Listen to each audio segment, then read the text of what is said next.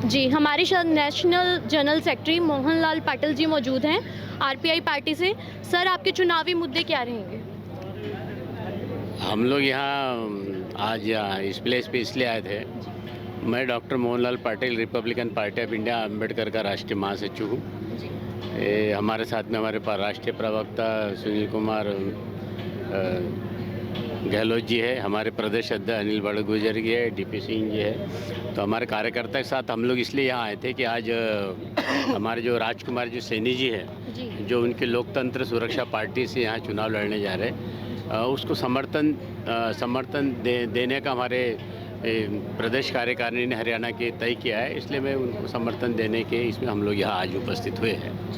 जहाँ हमारे Republican party Ambedkar की बात है, हरियाणा में अधिकांश सीटों पर अपने प्रत्याशी खड़े करने जा रहे हैं, लेकिन इस सीट पर हम लोग राजकुमार सैनी जी के समर्थन के लिए हम लोग यहाँ उपस्थित हुए हैं। और पार्टी के मुद्दे तो हमारा मेन मुद्दा पूरे देश में हम लोग चल ही रहे कि संविधान बचाओ देश बचाओ हमारा प्रमुख मुद्दा है।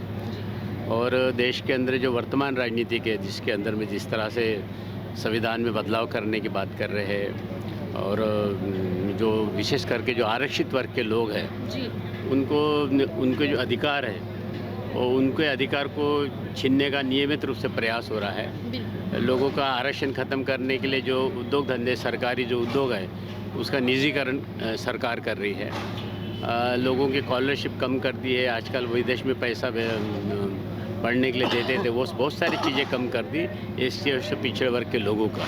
तो हमारा मुख्य मुद्दा है कि आरक्षित वर्गों को जो लाभ डॉक्टर बाबा साहेब अम्बेडकर ने संविधान में जो उनको मूलभूत सुविधा दी थी, उन सुविधा की हम लोगों को सुरक्षा करना है और उनको नियमित रूप से वो उनको मिलता रहे।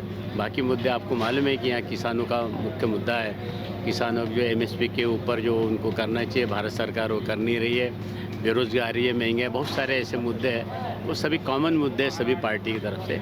और हमें ऐसा लगता है कि भारतीय जनता पार्टी को परास्त करने के लिए सब लोगों ने इकट्ठा आना चाहिए, क्योंकि अगर देश में अगर संविधान ही नहीं रहेगा, लोकतंत्र नहीं रहेगा, प्रजातंत्र नहीं रहेगा, तो देश की एकता और अखंडता खतरे में आएंगी। इसलिए हम लोग डॉक्टर बाबा साहब के अनुयायी हैं और डॉक्टर बाबा साहब अम्बेडकर ने हम लोग को रिपब्लिकन विचारधारा दी, रिपब्लिकन थॉट्स दी हमको, जो समता, स्वातंत्र्य, बंधुत्व और न्याय पर आधारित है। इन विचारधाराओं को, रिपब्लिकन थॉट्स को पूरे देश के अंदर में हम लोग आगे बढ़ाने का काम हम लोग कर रहे हैं। आप डॉक्टर बाबा साहब के संविधान के अनुसार अनुयायियों की रक्षा कर रहे हैं, तो आपका नौजवानों और महिलाओं के लिए क्या कदम रहेगा? आपको लगता है आरक्षित समाज के साथ बहुत अन्याय हो रहा है, साथ साथ आप नौजवान और जो महिलाएं हैं, जो आजकल महिलाओं के विरुद्ध इतने आपने अत्याचार सुने हैं, इनके लिए आपका क्या प्रावधान है, क्या योजना रहेगी? अक्सर जो ये घटनाएं होने के बाद ही बहुत सारे लोग उसके बारे में बोलते, लोगों को ये पता ही नहीं है कि ऐसी रोज़ अगर अपन आंकड़े वाले अगर सरकार की ये दे दे, रोज़ इस देश के अंदर 5 से 6 हज़ार बलात्कार होते हैं। एक आदि को लोग हाईलाइट करते हैं, ये सालों से चल रहा है ऐसा।